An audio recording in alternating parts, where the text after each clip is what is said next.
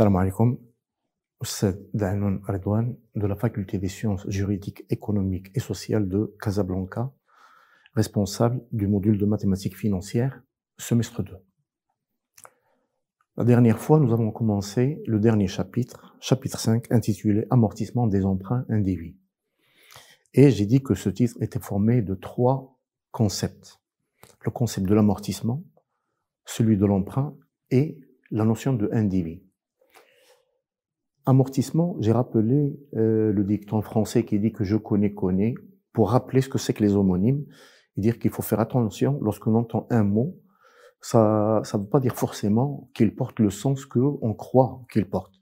Enfin, amortissement n'a rien à voir avec l'amortissement comptable que nous avons vu en première année en S1. L'amortissement comptable, c'est une charge qui n'est pas décaissable, c'est une charge fictive. Alors que l'amortissement financier qu'on a vu et qu'on va voir et continuer de voir aujourd'hui, ce sont des sommes d'argent que vous allez faire sortir de votre trésorerie, que vous allez supporter afin de rembourser une dette que vous avez contractée. Emprunt, j'ai donné la définition juridique et pas financière. On a dit que la définition financière d'un crédit, c'est une actualisation. Juridique, un emprunt, c'est un contrat. Et pourquoi on a choisi la définition juridique? C'est pour faire intervenir les deux parties. Contrat, ça suppose qu'il y a deux parties. Alors, on s'intéresse à la partie qui va accorder les fonds.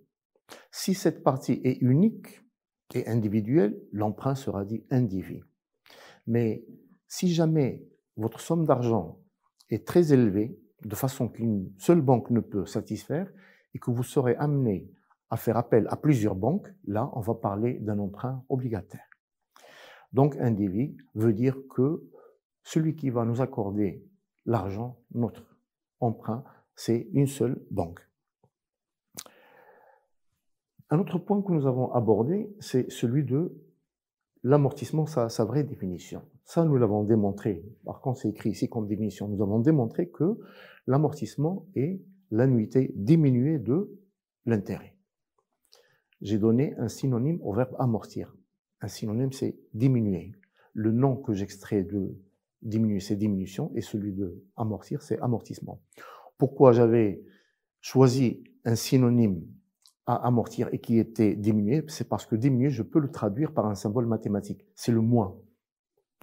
Donc, cette expression, nous l'écrivons mathématiquement, amortissement est égal à annuité moins diminué, moins intérêt. Après, je vous ai présenté le tableau d'amortissement et nous avons sur ce tableau 2 cellules qui sont très importantes. C'est celle-là, là où il y a écrit le capital dû en début de période, et la dernière, c'est là où apparaît le zéro. Il faut faire très attention avec ces 2 cellules. Qu'est-ce que c'est que le C? C'est le capital dû en début de période. Alors, C, il peut être égal à la somme que la banque vous a accordée, comme il peut être supérieur, comme il peut être inférieur. Donc, C, c'est pas forcément la somme d'argent qui vous a été octroyée par la banque. Alors, quand est-ce que c'est égal, supérieur ou inférieur? Lorsque, dans la formule du crédit, nous avons vu que V0 est égal à A facteur de 1 moins 1 plus I à la puissance moins n sur I. Ça, c'est la formule qui relie ce que vous allez rembourser, et je pèse mes mots ici. Je ne dis pas ce qui vous a été accordé. V0, c'est la somme à rembourser. Alors, comment on va lire cette formule? Cette formule, ça se lit de la façon suivante, ça s'interprète de la façon suivante. Pour rembourser une somme d'argent V0, qui doit se trouver une période avant le premier versement A, ça veut dire V0 est là, et les remboursements sont là.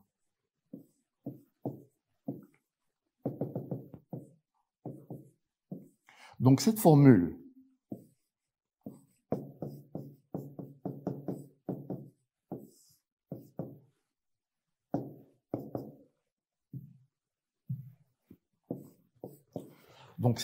s'interprète de la façon suivante.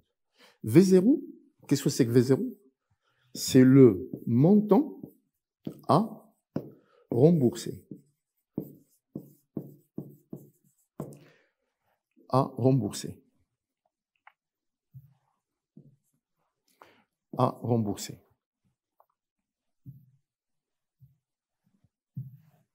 R. À rembourser.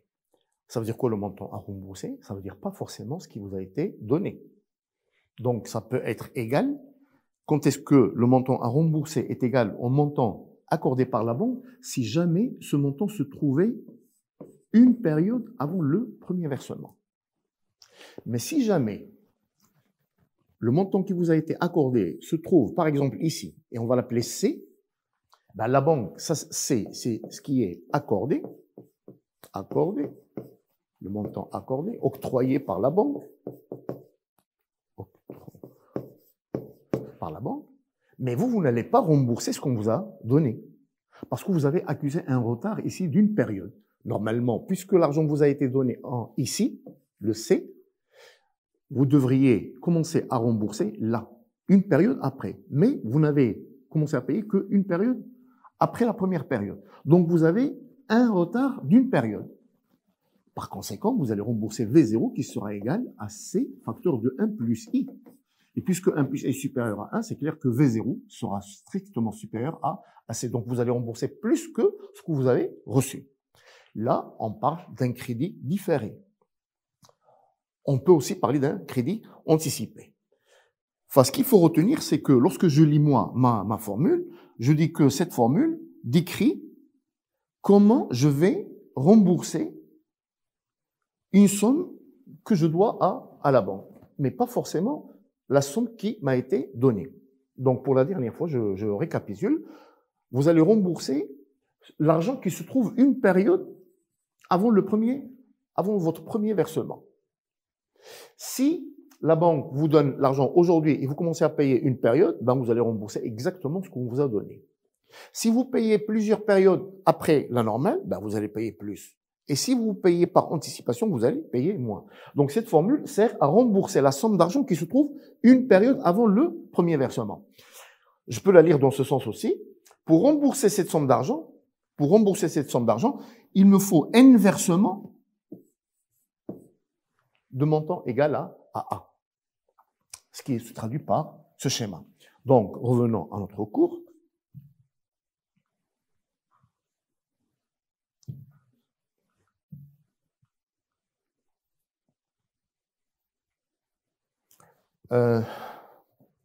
Tableau d'amortissement. Voilà. Donc, le C ici, il faut faire attention que le C, c'est pas ce que la banque vous a octroyé comme somme, mais c'est la somme que vous devez rembourser. Bien. L'intérêt de la période, c'est ce que vous devez multiplier par le taux de crédit, le taux bancaire qui vous est imposé par la banque. L'amortissement, c'est de combien vous allez diminuer et l'annuité, c'est la somme des deux. Comme j'ai dit la dernière fois, ça c'est un tableau d'amortissement hors taxe. Après, il va falloir prendre en considération l'incidence fiscale. Il faut prendre en considération la TVA, parce qu'il y a l'État qui va entrer en jeu. Le capital restant dû, combien je dois encore à la banque? Ben, je lui dois ce que je lui devais, moins de combien j'ai diminué. Autrement dit, le capital restant dû est égal à ce que je devais, moins l'amortissement. Et il y a le Z. Jusqu'à la fin. Et cette dernière cellule, ça se lit de façon très logique en disant que il me reste combien à rembourser après avoir remboursé la totalité? Ben, il me reste 0.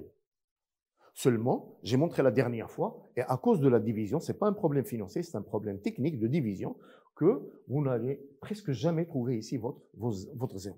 Et il va falloir trouver des moyens pour corriger ce premier tableau d'amortissement et aboutir à un deuxième tableau d'amortissement où on va avoir exactement 0 parce que le client a droit de voir son 0 ici. Ça veut dire qu'il ne doit plus rien à la banque. Après, on a posé la question, il y a combien de façons de rembourser un prêt? Il y en a plusieurs. Il y a un remboursement par annuité constante. C'est le cas le plus fréquent, notamment chez les personnes physiques, parce que les personnes physiques touchent leur salaire à la fin de chaque mois. Donc, vous allez payer des sommes constantes de façon mensuelle. Ce paragraphe s'adresse à toutes les personnes physiques et à certaines entreprises. On peut aussi, on va le voir dans le paragraphe 4, on peut rembourser une dette avec des amortissements constants. Troisième façon de faire, on utilise une expression anglaise en disant un remboursement in fine. In fine, ça veut dire quoi? Ça veut dire que durant toute la durée du crédit, vous n'allez payer à la fin de chaque période que l'intérêt, et ce n'est qu'à la fin, in fine, ce n'est qu'à la fin que vous allez rembourser la totalité de l'emprunt. Vous allez rembourser le C qui vous a été donné. Alors là, la dernière fois, j'ai commencé à traiter le paragraphe où le remboursement se fait par annuité constante. Il y a une question qui se pose et qui s'impose, et qui est la suivante. C'est toujours voir la relation entre l'annuité et l'amortissement. Lorsque l'annuité se comporte de cette façon-là, comment se comporte l'amortissement? Dans ce paragraphe, on sait que l'annuité est constante. Alors, la question c'est comment se comporte l'amortissement? Et nous avons répondu à cette question. Voici la réponse. C'est que lorsque l'annuité est constante, on a trouvé que MP plus 1 est égal à MP facteur de 1 plus I. Ça ne se lit pas de cette façon-là, il faut l'interpréter. Chaque amortissement est égal à l'amortissement précédent multiplié par une constante. Et ça, nous l'avons vu au lycée, c'est que lorsque un terme est égal au précédent multiplié par une constante, ça, c'est la définition d'une suite géométrique. Et on connaît les caractéristiques d'une suite géométrique, notamment la somme, etc. Aussi, on a démontré facilement, question de ce qu'on a vu au lycée, la relation entre un amortissement et le premier. Seulement, j'ai fait une petite remarque. Comment j'ai fait ça? Oui. J'ai fait une petite remarque la dernière fois en disant que, malheureusement, au niveau des ouvrages de mathématiques financières, on ne vous donne que ces deux formules. MP plus 1 est égal à MP, facteur de 1 plus I, et MP plus 1 égale à M1, facteur de 1 plus I à la puissance P. Ça, c'est la première formule que nous avons en cours, et ça, c'est la deuxième. Il faudrait ajouter une troisième. Il faut profiter maintenant des maths. La troisième, c'est MP plus 1 est égal à MQ, facteur de 1 plus I à la puissance quelque chose. Je vais voir le point d'interrogation, c'est quoi? Remarquons que la propriété des suites géométriques me donne directement la puissance. Qu'est-ce qu'il y a ici comme puissance? Ici, c'est un 1. 1 plus I à la puissance rien, ça veut dire qu'il y a un 1. Alors, d'où vient le 1? 1, ce n'est rien d'autre que l'indice du premier membre, de l'amortissement du premier membre, moins l'indice de l'amortissement du second membre. Alors, 1 est égal à P plus 1 moins P, et j'ai moins 1. À quoi est égal P, celui-là? Il est égal à P plus 1 moins 1. Et ça fait P. Donc, le point d'interrogation maintenant, c'est plus une interrogation, je sais à quoi il est égal. Il sera égal à P plus 1 moins Q. C'est toujours le premier indice moins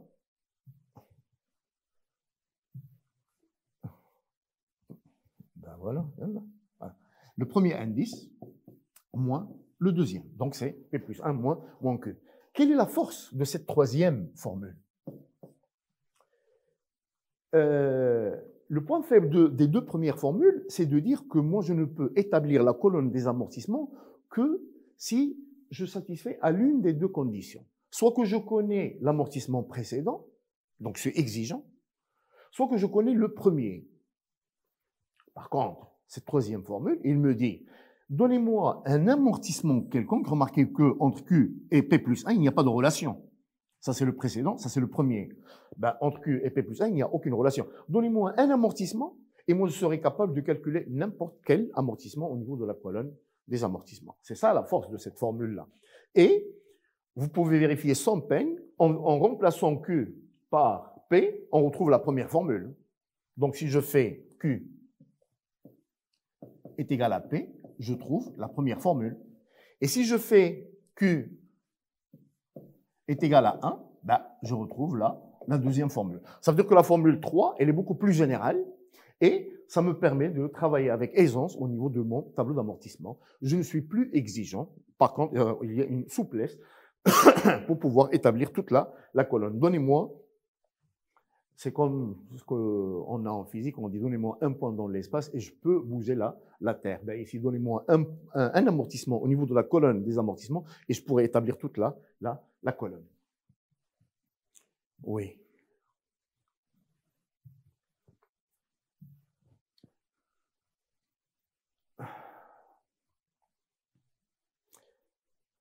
Après ça, nous avons parlé de la relation entre capital emprunté et amortissement. Ben, revenons à notre tableau d'amortissement. Au niveau des amortissements, qu'est-ce que c'est que l'amortissement? C'est de combien on a diminué la dette. Donc, si je fais le cumul de l'ensemble des amortissements, je dois trouver ce que je dois à la banque. Je n'ai pas dit ce que la banque m'a donné, pour rester dans la généralité du problème. Donc, la somme des amortissements, la somme des amortissements est égale au capital que je dois rembourser. On va faire des petits calculs pour établir une formule. Voilà. Donc, au niveau de la colonne des amortissements, on a vu qu'on commence par diminuer la dette d'une somme M1, suivie d'une somme M2, etc. Jusqu'à la fin, une somme Mn. Ben, la somme de tous ces amortissements doit donner le capital à rembourser. Donc, nous avons C est égal à M1 plus M2 plus Mn. Ça, c'est la formule générale. Dans le cas particulier que nous sommes en train de traiter ici, dans le cas où l'annuité, quand l'annuité est constante, on a dit que l'amortissement, MI, est une suite, se comporte en suite géométrique. Ça veut dire quoi? Ça veut dire que C sera égal à M1. M1, il est égal à M1, c'est le premier amortissement. Et M2, je peux l'écrire maintenant en fonction de M1. Bah, M2 est égal à M1, facteur de 1 plus I, à la puissance combien? Bah, la puissance l'indice moins l'indice. 2 moins 1, ça fait 1. Plus M2, M3. Alors M3, ça sera encore M1, facteur de 1 plus I, à la puissance combien? Bah, ça sera 3 moins 1, donc au carré. Plus, etc., jusqu'à la fin, Mn, ben Mn, ça sera M1, facteur de 1 plus I, à la puissance N moins 1. Le N moins l'indice 1. Là, je peux factoriser C. Alors, je trouve que C sera égal à M1, facteur de 1 plus 1 plus I, plus 1 plus I au carré, etc., plus 1 plus I à la puissance N-1. Là, j'obtiens la somme d'une suite géométrique. Je vous rappelle qu'au lycée, en classe de première, si je me rappelle bien, oui, en classe de première, on a vu que la somme des n premiers termes, qui est égale la somme d'une suite géométrique de premier terme 1 et de raison Q, 1 plus Q au carré, plus jusqu'à Q à la puissance N-1 est égal à Q, la raison à la puissance N-1 sur Q-1. Et ça, c'est une beauté de formule. Pourquoi? Parce que nous avons Sn est égal à 1 plus Q. Le point faible de cette formule, ce sont les points de suspension ici. Les points de suspension qu'on ne peut pas programmer. S'il vous plaît, pour des raisons techniques, je vais devoir reprendre les calculs que je viens de faire ici. Alors, j'ai dit que C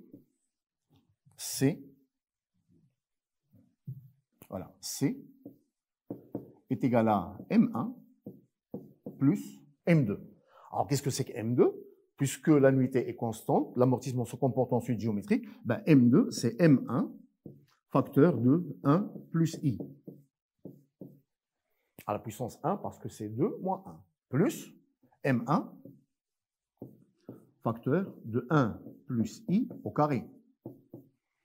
Ça, c'était le M3. Ah ben, M3 est égal à M1 facteur de 1 plus I à la puissance 3 moins 1. Premier indice moins le deuxième indice, etc. plus le Mn, ben Mn c'est M1, facteur de 1 plus I à la puissance N moins 1. C'est évident. On appelle mathématiques financières, ça c'est pas des maths, ce sont des choses très élémentaires du lycée. Ben, on factorise par M1, factoriser c'est pas des maths ça. 1 plus, ce sont les concepts qu'il faut vraiment maîtriser.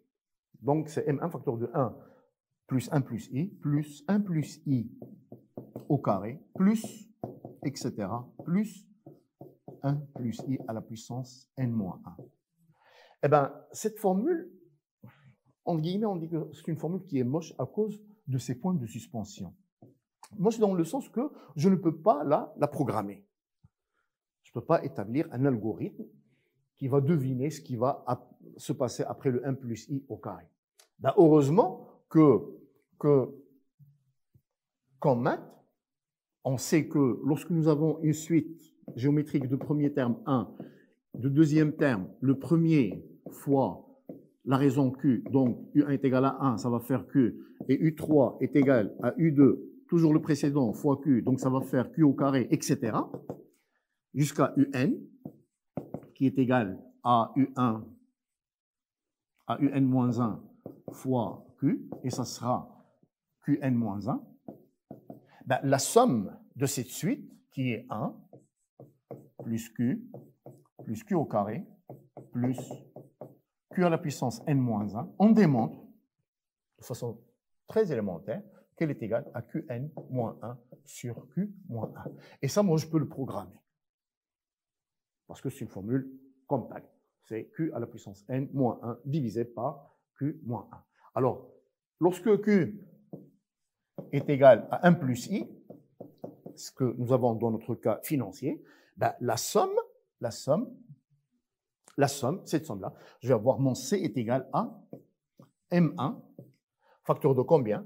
De 1 plus I à la puissance N moins 1 sur I. N'est-ce pas? Il ne faut pas la laisser comme ça, parce que lorsque j'écris que A est égal à B, ça veut dire au fait que je veux déterminer le A.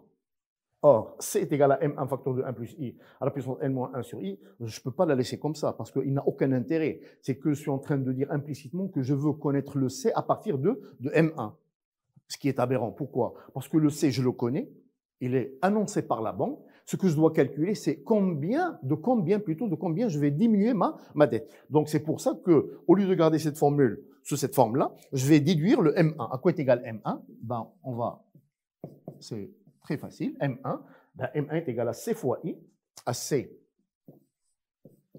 fois I, sur 1 plus I à la puissance N moins 1. Ça, c'est la formule à retenir.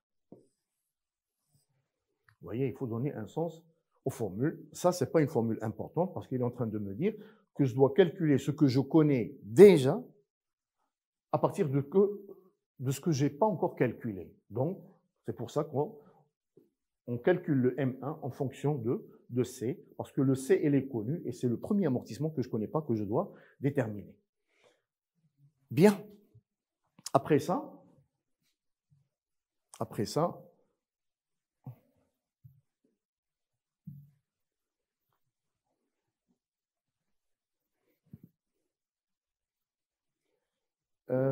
capital restant dû après paiement de la PM annuité. Eh bien, quel est le capital restant dû? Ben, c'est CP qui est égal à C. On peut suivre la démonstration, vous l'avez dans le cours, et vous allez tomber. C'est exactement la même démarche que ce que nous avons fait pour l'autre formule. Et vous pouvez tomber sur ces deux formules. Soit calculer le capital restant dû à partir du premier amortissement, que je peux calculer en fonction de ce que je dois à la banque, soit calculer le capital restant dû en fonction de C, ce que je dois rembourser à la banque. Moi, je pense que c'est un excès de zèle de la part des matheux qui ont fait ça. Pourquoi? Parce que je vais vous montrer un tableau d'amortissement. Au fait, on n'a pas besoin de faire ces formules. On a déjà la formule faite qu'on doit exploiter. Qu'est-ce que je fais? Je vais vous montrer. un tableau d'amortissement d'une banque quelconque, par exemple celui-là, par exemple. Voilà, j'agrandis, vous voyez bien. Donc c'est cette partie que je cherche. Voilà. Le capital restant dû. Le capital restant dû. 40 200, voilà. Ce que le client... justement, je reviens à l'idée que la banque a accordé combien d'argent à son client? Il lui a remis 40 000 dirhams. Mais il ne va pas rembourser que 40 000 dirhams. Il doit ajouter 200 dirhams de plus. Pourquoi? C'est un différé, comme c'est écrit ici. Parce que l'argent lui a été donné le mois 2, le 26-2.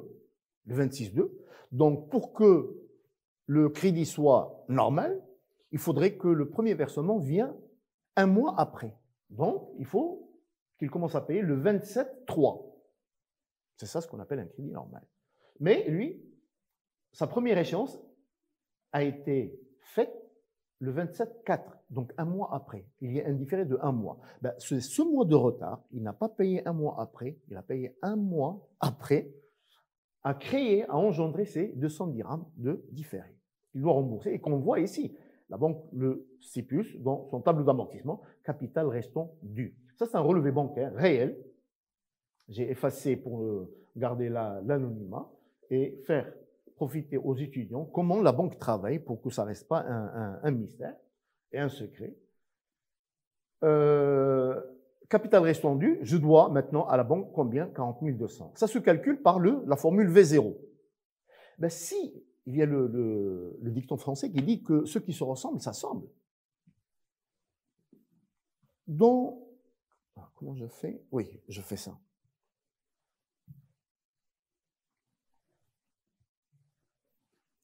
Capital restant dû.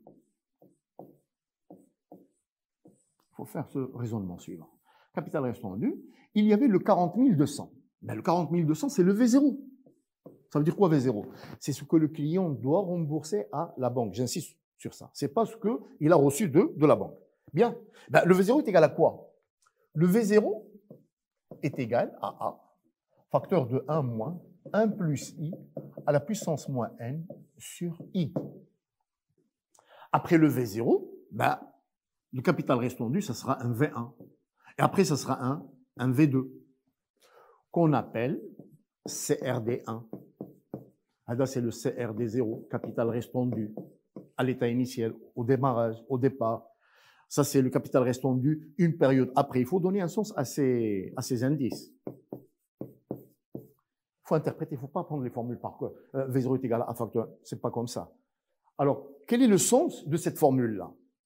Pour rembourser V0, il faut verser A combien de fois? N fois. Seulement, il y a quelque chose que nous avons maquillé, qui est là mais qu'on ne voit pas. Au fait, qu'est-ce que c'est que N? N, ce n'est pas N. N, c'est N moins 0. Ce 0-là. Et N moins 0, ça fait le N. Cette remarque qui paraît très élémentaire, mais qui fait le lien entre le nombre de versements et le versement qu'on est en train de faire, son rang à lui. Là, on n'a encore fait aucun, donc il faut rembourser les N. Si je passe à V1, maintenant j'utilise cette remarque. Là, ça va devenir intéressant. Comment je fais ça? Oui. Alors, V1, le capital restant dû sera égal à combien? À A, facteur de 1 moins 1 plus I à la puissance moins N sur I. Puisque V1 se trouve sur la même colonne, il doit être calculé à partir de la même formule. C'est ça. Pourquoi j'ai dit ceux qui se ressemblent s'assemblent. Et ils doivent être traités de la même façon. Pour que la formule devienne correcte, qu'est-ce que c'est que moins N? Ça sera moins N, moins 1.